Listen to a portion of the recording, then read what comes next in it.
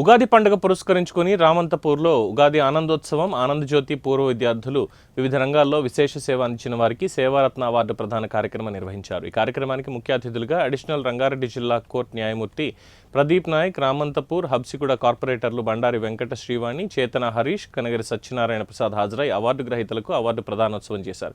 ఆనందజ్యోతి పూర్వ విద్యార్థులు ఈ కార్యక్రమం నిర్వహించడంపై కార్యక్రమానికి ముఖ్య అతిథులుగా హాజరైన వారిని ఎంతో అభినందించారు.